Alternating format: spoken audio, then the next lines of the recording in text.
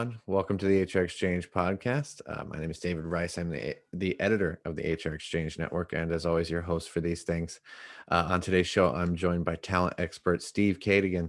He's formerly the VP of Talent at LinkedIn, and he's the author of the new book, Workquake, Embracing the Aftershocks of COVID-19 to Create a Better Model of Working. Welcome, Steve. Thanks to be here. Thanks for having me, David. Absolutely. So I've invited Steve on to chat a bit about this idea of the Great Resignation. You've probably heard about it by now. It's kind of a big buzzword at the moment, and it's making a lot of headlines, and it's on everybody's minds. But, this idea of a Great Resignation, it's interesting to me. I'm kind of curious what it is about this moment that is really driving it, because, it's not as if people stopped having bills to pay. It's, I guess I'm kind of curious, is it just the amount of jobs that are available? Is it a desire to work remotely and their employers aren't accommodating that anymore? Or is it something deeper? What do you think?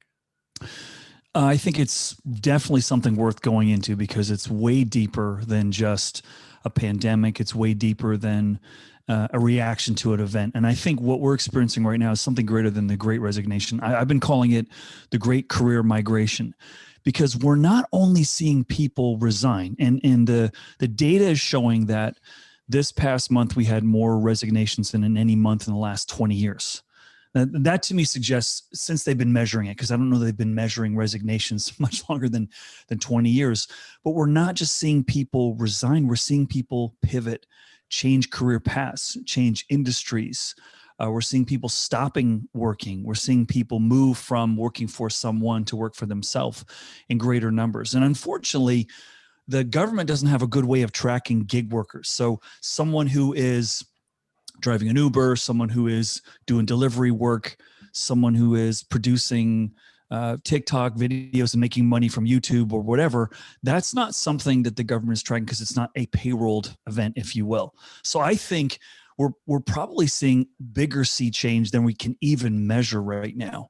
And I think a few factors are driving this. First, prior to the pandemic, people have visibility to more choice and opportunity professionally than any time in history, right? I can see, you can see, we can all see new ways that we can apply our experiences, our education that were never before visible. And LinkedIn is a big part of that. Having sat in the, in the kitchen when we were baking that cake, it's fascinating to see, when I graduated, 30 plus years ago with a history degree, I didn't know what was possible because there was no mechanism to sort of track someone with a history degree where you could go. And now we could see that. That's number one. Number two, we're also seeing that the shelf life value of a skill is diminishing, a hard skill. How long that's valuable to you for you to earn income from that is shrinking. So that's going on. We're also seeing that job security guarantee of employment is declining. And in the United States in the last 7 years, the median tenure has shrunk from 4.8 to 4.2.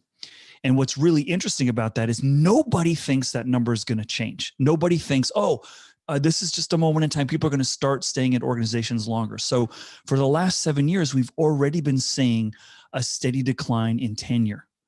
And in high tech, we've seen even more dramatic. Here in Silicon Valley, we say we don't give 10-year service awards. We give 10-month service awards. What? You're still here? This is great. Thank you so much. And so that steady decline is even more pronounced in the age range 25 to 35, where right now the median tenure is about 2.8 years. You're leaving. We just finished your new hire orientation. So some have cast the reason this is happening from, I think, a mistaken belief that this is a generational, reaction by the millennial and Gen Z, short attention span, career sugar high, shopping for promotion, looking for immediate gratification. I think that is contributing, but that's not the big driver. I think if you were to talk to an executive who's in their 50s, 60s, 70s and say, you mean to tell me 40 years ago, if you could see what the workforce can see today, all the choices, all the opportunities, what people are paying, what their cultures are like, you'd still be in the same company 40 years later? I don't think so. So we have a more transparent opportunity landscape. We have more people changing. And I think the big driver, so why are people changing? And I think a big driver of that is that the technology is changing and people are fearful that if I am stationary, if I'm staying, I'm becoming stagnant. I'm not growing as fast. And what I say, and I point this out in Workquake, and give a lot of examples, is I believe job security is moving from being stationary to one of movement. The more I move, the more people I meet, the bigger my network becomes, the more skills I learn, the more I learn how to operate in a new vertical or new industry. That's making me, that's my job security, my knowledge. And so movement is driving that. So all these things, that's why I say it's definitely something deeper. And I think, by the way, I think it's just starting. I think we're going to see even more resignations and movement, because the people that are the early movers are the people that don't have children, they don't have mortgages, they can move. The people that have children, have mortgages, who are like, I've got a plan for this change. I know I need to make the change. And those are the ones that are going to start falling. And it'll be interesting to see as we progress to next summer, which is when, schools are out. That's when families generally make moves. I think we're going to see something even bigger. So yeah, definitely deeper than just, oh, it's the pandemic. I mean, you would think that your first reaction in a crisis is conservatism. Don't move, be safe. I don't want to be the new guy that no one trusts and no one knows, and they're going to have no remorse around letting me go. That's not stopping people move, right? And so it is definitely something bigger at play here for sure. That's interesting. I think you hit the nail on the head there in terms of building your sort of adaptability, really. And, this crisis was interesting because it's not that we just couldn't move jobs. You literally couldn't move about in some ways. You couldn't go on vacation. You couldn't do the things that you'd normally do and go out with your friends or anything. So I think there's almost like a literal sense of wanting to move and get something new because you've just been immersed in kind of the same thing for over a year. It's a very unique challenge, but it's interesting that you said that about building their skills each place that they go. Yeah, I definitely absolutely. agree. And I think, another dimension to this, which we can get into more in the discussion today, is that the pandemic, if we just separate all these movements and all these trends that were happening before the pandemic has served something that none of us in our lifetimes have ever experienced to this magnitude. And I equate that to an experience that I had when I was running as the first chief people officer at LinkedIn. And we, when someone left, it was like, oh my gosh, we can't lose another person. I mean, we were battling for Google and Apple and Twitter and Facebook for talent, and it was scarce, right? A software engineer was like an endangered species, and to a certain extent it still exists today. But so we looked at all the data, like why is someone leaving? And we talked to them, we exit interviewed, and it's always, you're always a little murky around, is the person really going to be honest why they're leaving? But one day we stumbled on something which I think equates to what's happening right now. And that is, we found that the largest percentage of people leaving were first-time parents. Not something you would normally have on your, hey, did you just have a baby? Okay, is that why you're leaving? No. But what happened was we were looking at benefit data in a meeting right before we're talking about turnover, and we're just like, whoa, those people that just added a new child to their benefit plan also just left. And what we realized was probably at work was when you have your first child, where you want to spend your time, where you want to be, and how you see the world takes a big dramatic shift. And I think Workquake has served us that moment in a similar degree, where I just spent a year and a half in a different way, living differently.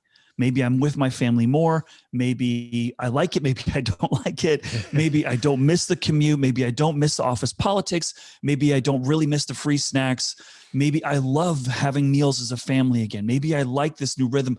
And maybe I really love the freedom of defining my workday when and how I want to do. And I'm not willing to release that yet. In fact, I'd rather quit. And that's what we're seeing in the studies and the data that's coming out, is that a significant proportion of people who had that freedom and independence are really reluctant to give that up. In fact, they'd rather quit and find another employer that's willing to provide that, even if it's less salary, than go back to that same reality. And that's not something, no leader was ever went to business school to say, hey, have you ever managed at scale remotely? No, there's no major in that. This is all new for everyone. And companies are, they're learning. We're all learning as we go here. And people are also, looking at their lives and where they want to spend their time differently. And that's I think that leads us, David, to a really interesting and a good opportunity for organizations because, listen, we've all had to get to know each other more organizationally than ever before. Like I don't know you, but now I know you have a dog. I learned in a few seconds you were talking about your dog. It's older, right? So, and I could see, you've got some artwork. Maybe you created it, maybe you didn't. If we got to know each other, I'd want to say, hey, what's up with the things you got on your walls, and how does that inform me getting to know you better as a person, right? And so I think that today, because of the pandemic and because of everything we've been to, we've been forced to get to know each other better. And that's a good thing because, as you know, great organizations are really built on trust and relationships. And at first I was really worried about the distance of the pandemic inhibiting our ability to build relationship muscle, and now it's like, wow, this new window into your house, not just your cube. Now I'm in your house. That's pretty interesting. It's giving us a different perspective on getting to know each other. Absolutely. And that's kind of a good segue because I think there's this idea that gets floated around a lot about remote work stifling collaboration and culture. And there's a lot of fully in doing this job. I think I've spoken to, I don't even know how many people who work at fully remote companies, and they talk about how collaborative they are, and the employees that work there they rave about the culture. So I'm not sure that it's necessarily true that it does inhibit anything really. What do you think drives executives to think that? Why is it difficult for some to see how they could drive culture improvements, with a fully remote workplace? I think there's a few reasons. I think first, it's scary. It's new. And many leaders haven't proven that they know how to do this. And we're a pretty visual species when you think about it. Like, do we really have a climate crisis? Because I can't see it. Is the ozone really depleting? Because I don't see it. And I think, can we really create value 100% remote? We've never done it before. I don't know. And I think there are levels of insecurity that are driving disbelief. And if you understand anything about human nature, it's when we're under stress, we revert back to what we know because that makes us comfortable. We don't like change, and we don't like to feel like we're not in control. And this whole thing that's been thrust on us, it's like a hostile takeover of work, right, by the pandemic, has put us in a situation of having to face it. And I think there's probably more leaders who've said, wow, this has worked way better than I thought it would. But there's also some leaders like we've seen in the news, JP Morgan saying, like, everybody back. That's how we're going to do. And my reaction to that is, well, congratulations. You just limited your addressable labor pool by like 90%. Why were you saying, like, how do you know the only way that you can build, culture and value is all in person? How do you know? Because you just proved that you can, for the most part, the last year and a half. And your employees know that. So how are you getting to that point where that's your thesis? We have to be in person. And I think it's a bicycle that we're used to riding, and it makes us more comfortable. But here's this whole thing that I think is the most under talked about topic about the pandemic, and that is every culture just changed. Every company culture just changed. Whether you like it or not, it just did. How you communicate, how you share information, when you work, all these things, and org designs have had to be reconfigured. And so, but I don't feel like anyone got in front of that. I feel like we're all sort of just trying to react as best we can. And I don't blame people for that. But you're right. There's a number of organizations, InVision App, GitLab, a number of them who have proven at scale that you can do this. I was just reading an article this morning. I took a flight up from San Diego to Silicon Valley, and I was reading an article around headquarters, and just started hitting me like, what does a headquarter really mean today? Like, what is that? In remote work, like, what's happening there? Is that your postal code because you get the better tax benefit? That's why and it was an email my dad sent me. He's like, hey, Steve, look at this. In the last 3 years, how many companies have relocated he's in Texas. Like, how many companies have relocated from Texas or from California to Texas, right? And he's like, there was like 30 in 2019, 32 in 20, and 31 to date in 2021. And I said, well, congratulations, because now your housing market's going to get whacked. Your roads are going to get clogged, and be careful what you wish for, because it's not all roses. But it got me thinking, like, well, what is the headquarters anyway right now? And I think, to answer your question, I feel this is more about insecurity from leaders that's raising their hesitancy, and the reversion back to something they know they're more comfortable with. And I don't blame them. It's kind of human nature playing out. But you would think that, and my belief is, people ask me a lot. I was working with a couple of huge multinationals in Europe and Latin America last week, and they're like, Steve, tell us, like, what's the new best price? Is it hybrid? Is it fully remote? Should we all get back together? And I said, I know what the new best practice is, but it's going to be highly unsatisfying when I tell you what that is. I said, the new best practice is experimentation. You don't know. And by the way, different parts of your company are going to operate better in person, remote, hybrid. And by the way, hybrid is like 100 different models of hybrid.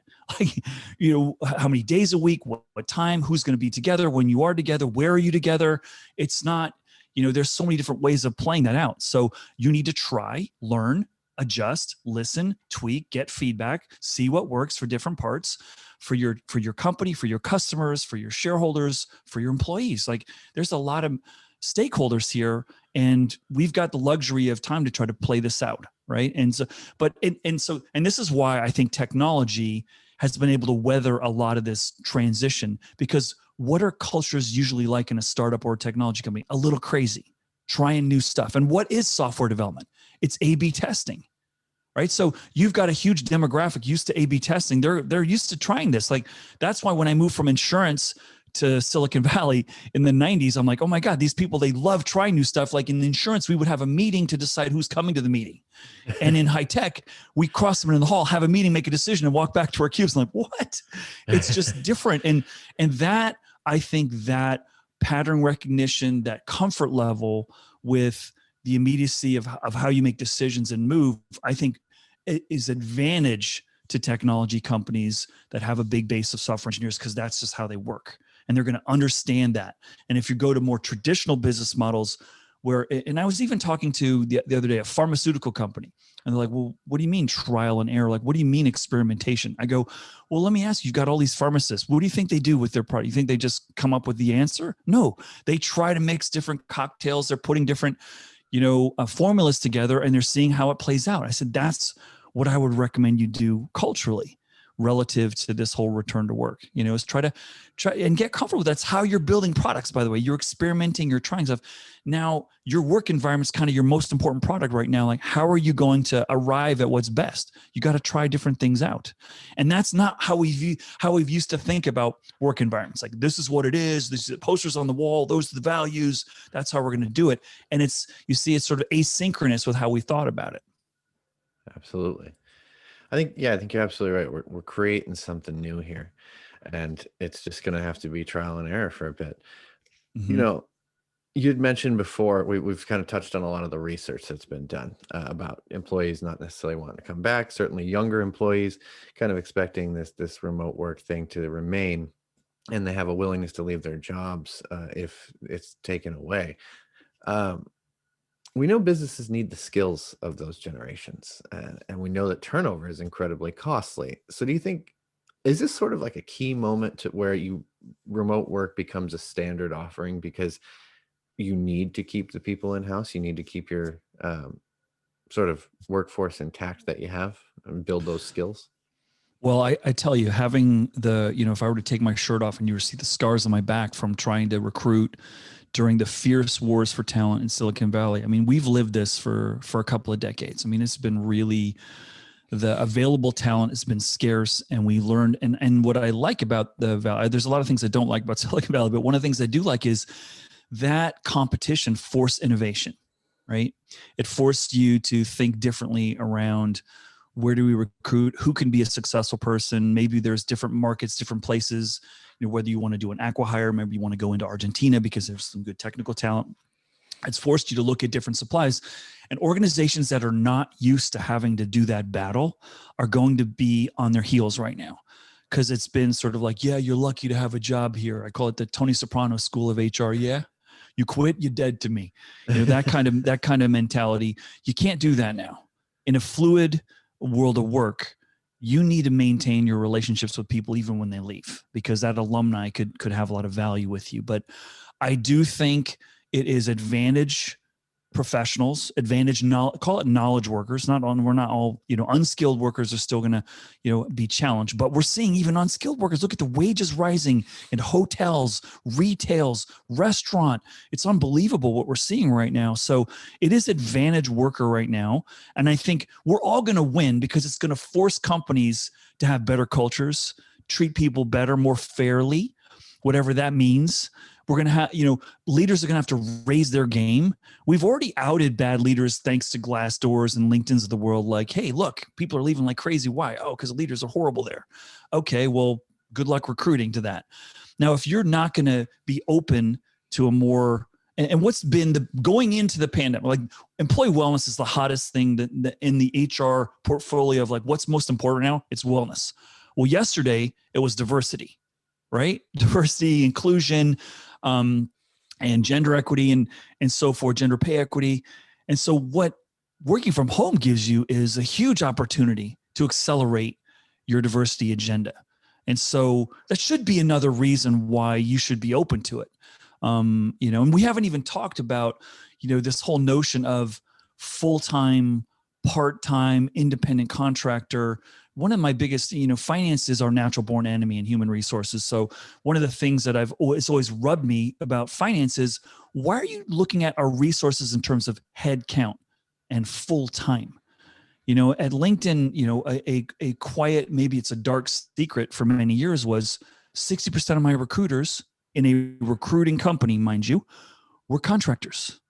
And I was like, man, if the market knew that we're serving our own needs with our recruiting needs with, contractors, shouldn't they be regular foot? Shouldn't this be our most important muscle? And that's another dimension to this, static view of someone's not really important to me unless they're an employee.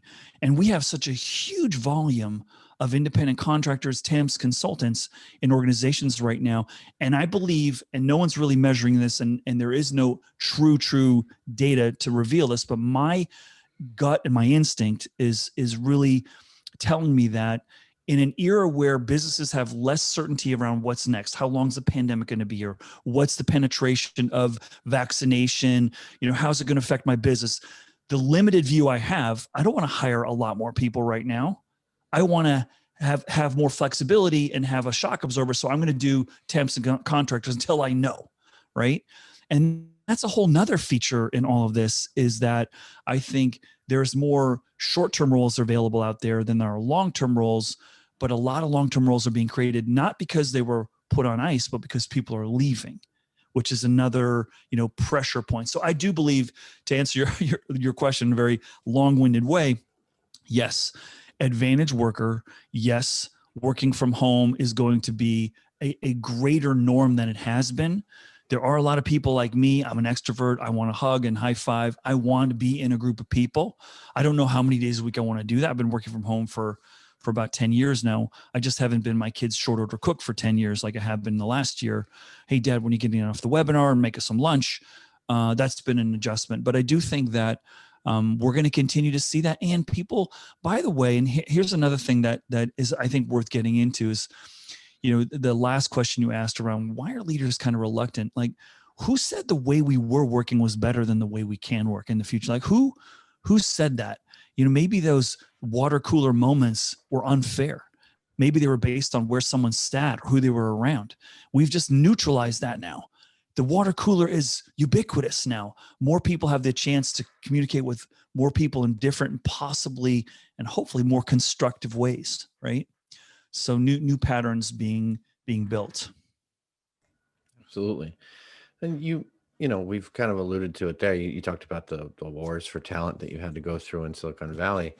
Mm-hmm. I'm kind of thinking, right now, in terms of hanging on to that talent, a lot of companies are looking for new workers, but they're also looking for workers who maybe have a different skill set than what's actually out there in a lot of cases. For me, we talk about upskilling and reskilling all the time, and kind of because of that, would you say that,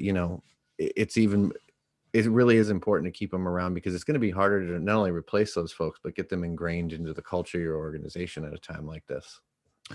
Absolutely. I think this is a really interesting point, and I believe if you want, let's go back to something you said earlier, which I think is true. The most adaptable individuals and the most adaptable companies are going to win in tomorrow, right? That is the most important skill. You ask any consultant that talks to a lot of CXOs, what's the most important skill that you're looking to hire? Someone who's adaptable.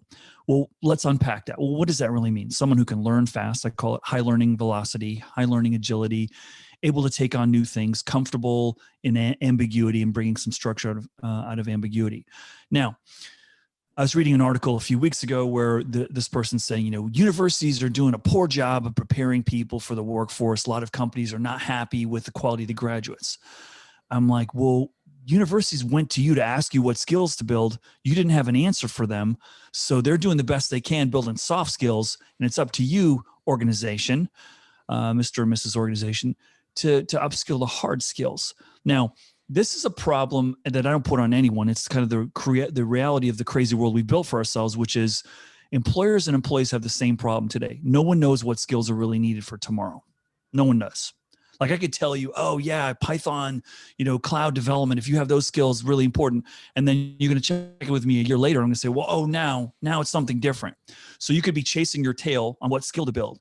So what I think organizations need to really get clear on is the profile of the individual I need to hire is someone who can learn new stuff. And you know this from being around the HR world just as well as I do.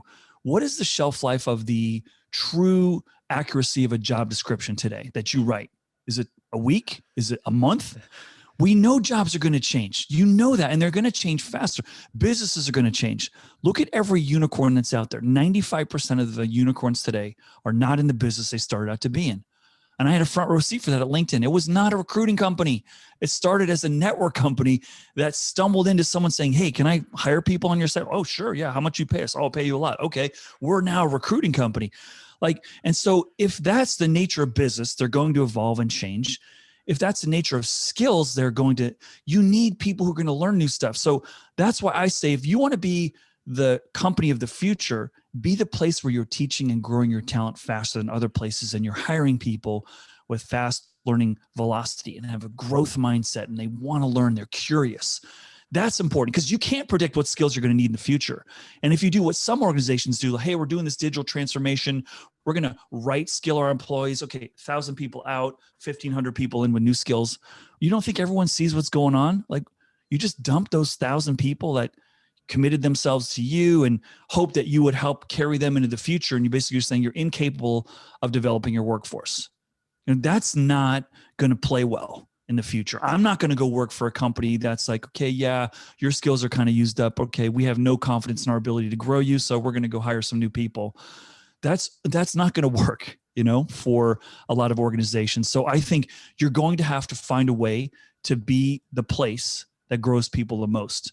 And that's really important. You can't wait for universities to do it for you. You got to do it yourself. And maybe we're going to start to see universities partner closer with businesses, right?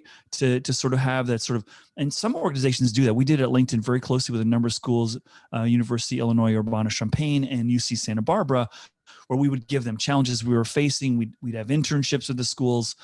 And that was a great feeder pool for us. And also internships, aren't they like the best interviews you could have? Because it's like 2 months trial, employee tries you out, you try them out, right? Yeah. Yeah. No, it's funny. I used to work kind of in the higher ed sector, and it's something that needs to be explored more, is collaborations between employers or professional associations and educators and employers, the three of them coming together to really kind of help develop a little bit more of a strategy about skill development. Mm-hmm. But it's interesting that you say that. Yeah, and I do think, David, it's worth saying that we have to stop thinking that development is when you go to class. That growth is, you got the professor in from Oxford, Stanford, Harvard, whatever. No, we can find growth by giving you new projects, working with new people. We can teach you new ways of working. Agile methodology is something that's been adopted by a lot of folks. They didn't need to go to a class for that. They just hang out and learn from other people how to do it. Like that's, I think, on-the-job learning is going to be so necessary for organizations to be able to continue to have that adaptability edge, if you will. Yeah, absolutely. one of the things I wanted to ask you about, people hired during the pandemic, they have a much different experience than people hired before it. And their sense of connection to the organization, it might be slightly different. I've seen hiring bonuses floated out there as a solution to better retain these folks. I kind of wanted to get your thoughts on that. Do you see that as a viable way to keep them on board? Or what advice would you give leaders looking to retain that talent if they're kind of struggling with it as part of this great resignation thing? I think I'm going to step back, and this is not going to be well received by some organizations, but I believe that long-term retention may not be a goal worth aspiring for.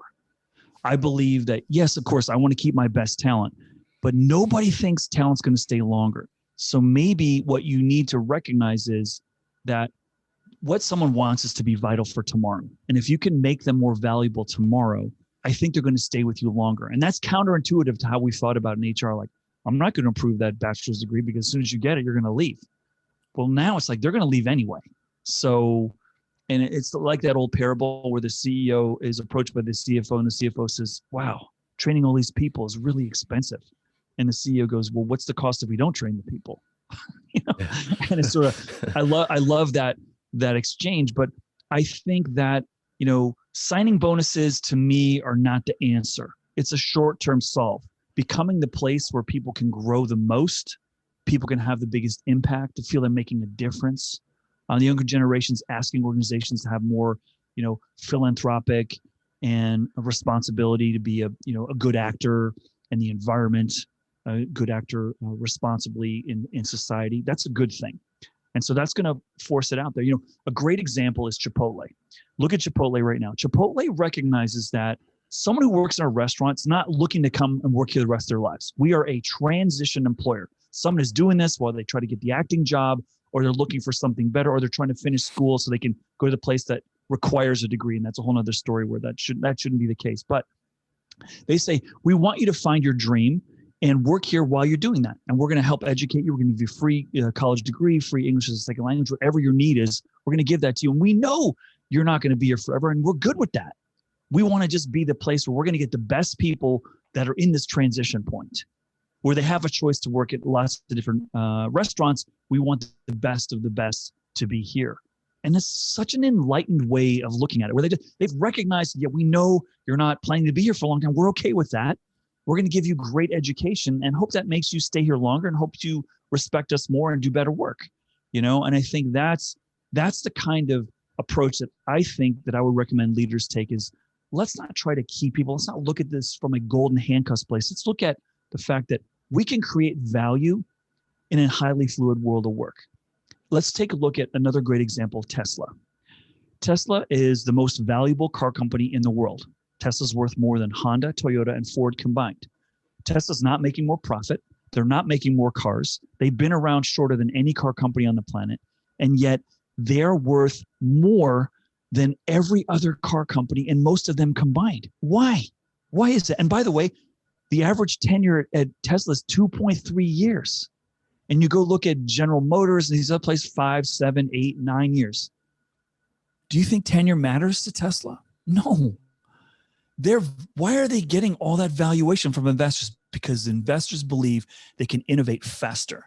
And I take a look at tenure and say, maybe, and I talk about this a lot in Workweek, maybe we have overvalued long-term tenure. Maybe we've undervalued new people with new ideas, high energy, change culture, adaptability. Maybe we've undervalued that. And maybe we shouldn't be worried about this higher turnover reality, because all these technology companies, Facebook, Apple, Twitter, Airbnb, Groupon, Snap, none of those companies, people stay longer than 2 years on average.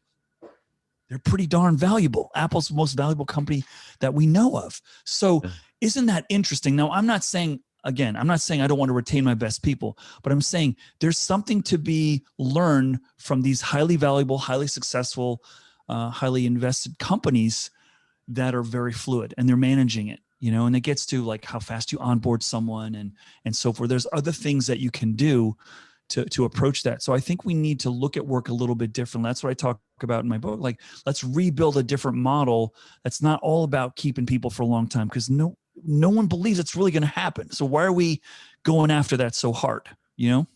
Absolutely. And the volume of people that are they're leaving their jobs, it's going to have a knock-on effect for the rest of the talent marketplace. And because people are very much shaped by their experiences. I Hmm. think that's really interesting. And it's, yeah, if we can give people good employee experiences across the board, how important do you think it is that we look to kind of build cultures that inspire people, to do their best work, bring their best to work every day, as we always say in HR, even after they depart your organization, because yeah, it is going to have an effect on the rest of the talent marketplace.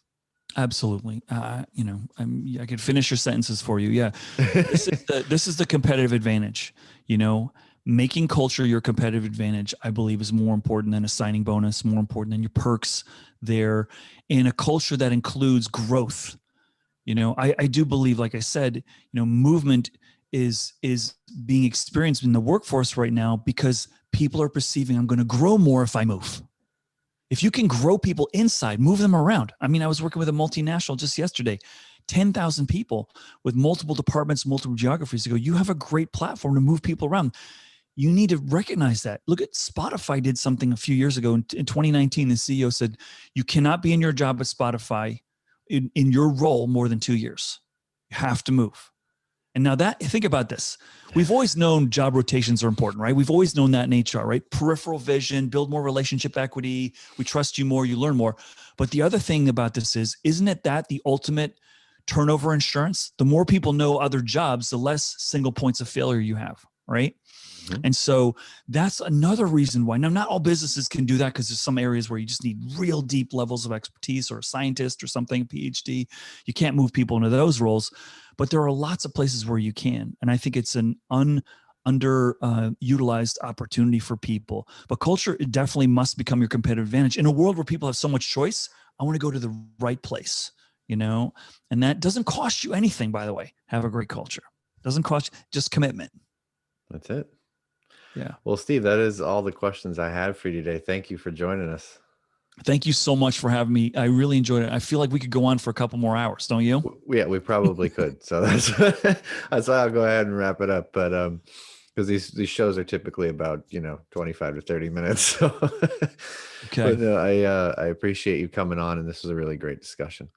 Yeah, thank you so much. Again, if anyone wants to find me, you can find me on my website, stevecadigan.com.